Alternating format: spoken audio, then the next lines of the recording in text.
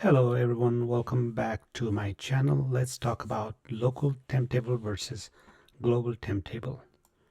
Local versus global temp table. So local temp table is written as a pound sign and then the name of the table. However, the global temp table has a 2 pound sign in front and the name of the table.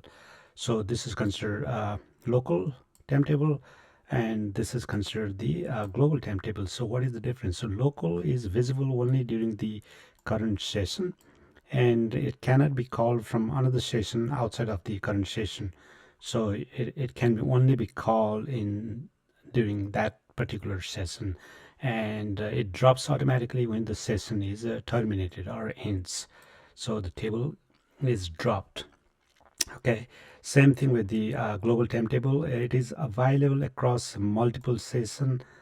So the difference is a local temp table is only available during the current session. Okay, and the global temp table, however, is available across multiple sessions. So we can call even outside of other sessions. No, you don't need to be in the current one. And again, both of them they drop when the session that created is ended. So whichever session that creates the this table, if that session ends, then the global temp table will also be dropped automatically. That's the key features of these temp table versus global temp table. So let's look into an example here. Okay, so I have a sales table here. I have few tables. I can get any table. So let's look into the employee table. Okay, let's look into that employee table. So I'm going to create or insert the records from the employee table into the temp table and as well as into the global temp table. Okay, and we'll look into the difference.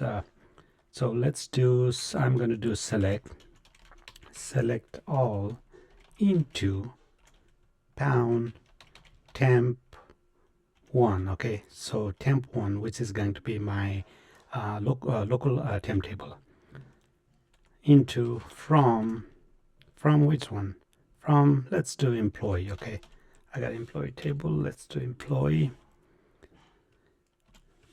Okay, so what I'm doing here is I'm selecting everything from the employee table and dumping that into the temp table. So I'm not creating, like, usually you create the table and then you specify their column and the data type, that structure. You don't have to do that for the temp table. You can directly dump the data into the temp table from the source table, which is my employee. Let's take a look if this even works.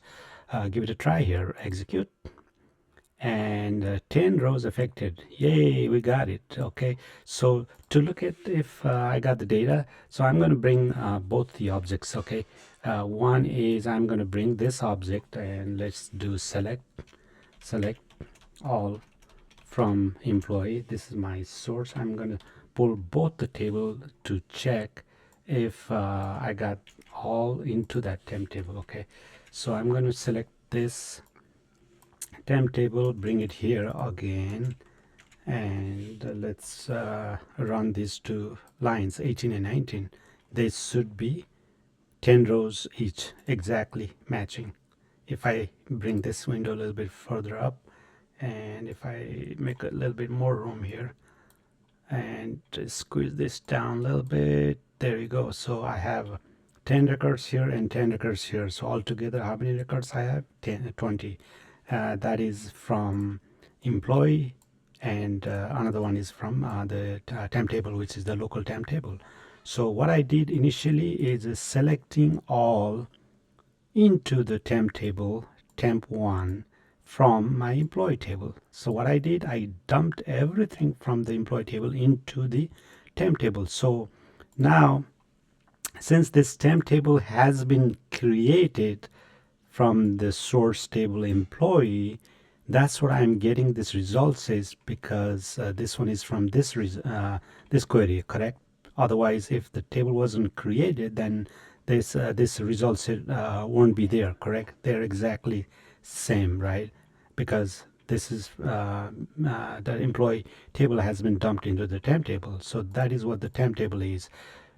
So temp table is very much useful during multiple complex query in SQL, and this is very helpful. And that's what the temp table is created. So they don't store here. They don't store here. They will be actually stored in system database. But once this is a session is terminated, and this will drop automatically. You won't see that if you log out of your SQL server this session and then come back again and query this same line. You won't see that. You won't see anything. You will say the invalid object. Okay, so that is what the beauty of temp table is. This is used for complex query calculations, stuff like that. So now let's look into the second option, which is the global temp table that has a £2 sign in front. This one has the only £1, like we just did, only £1. The other one will be £2. Okay, so I'm going to do the same thing. Okay, I'm going to copy this one again, and then let's get into on the line here, give them some room, hide this results set.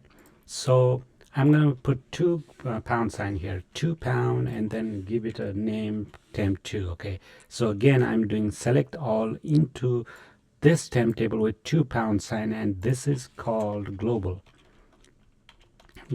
temp table. Okay, and global, I will show you the difference there. Okay, so if I execute this query, then it will say again 10 rows affected, which means 10 rows got inserted into this table from employee table. And we'll take a look. So I'm going to copy this line here and bring it down and change this object to temp table 2, and I'm going to query this one, and you'll see 10 records here. There you go. So this is returning the results from this table that we created in line 21, 22.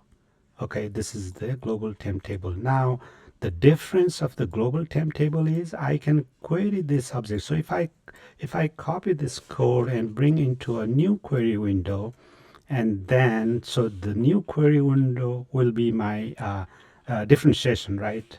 So this is my differentiation. If I paste it here and execute this line of code, I will still get the results because this is a global temp table. However, if I query the other temp table, which is the local temp table, right? We got temp1 also, which is my local temp table.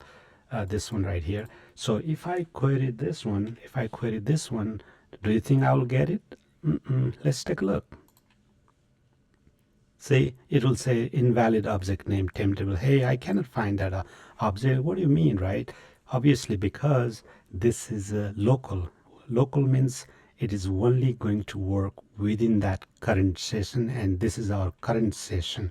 This is where we created in this session ID 2, and the other session ID we created is 12, and this global is still going to work. If I open another window and again copy this, and let's do that, copy this and again paste it here and execute, I still get that because my session which this global temp table was created is this session is still not terminated. If I terminate this session, this will not work. See, this will not work. I will show you the example here. So I can take a right click here, and then let's I can do connection disconnect this session. Let me disconnect this session. Okay, so this session has been terminated now. As you can see, it is not connected. Can you see that right here, up here? Okay, that means session has been terminated. Now will my global temp table will work now? Let's give it a try. It's already highlighted, right? So let's execute. Invalid object name. Sorry, I can't find that object. Why? Because I already killed this session. It says not connected. That is why it is not going to work. So this is the session ID where we created both the temp table temp1 and the global temp2. So when this session terminates, we cannot even, this global will not even work. And again, the local will obviously not going to work because this session no longer exists. So if I give it a try, let me show you that. It will also say invalid object names because obviously the connection has been terminated. You got to connect back in. And if I execute, it will say, oh, I can't find that because we already killed that session. So that is the difference of the temp versus the global temp table. Hopefully this helps, some information here. So I wanted to share with you guys. And please keep learning. Learning is earning. And also like and subscribe my channel for more videos like this. Thanks again for watching. Have a great day.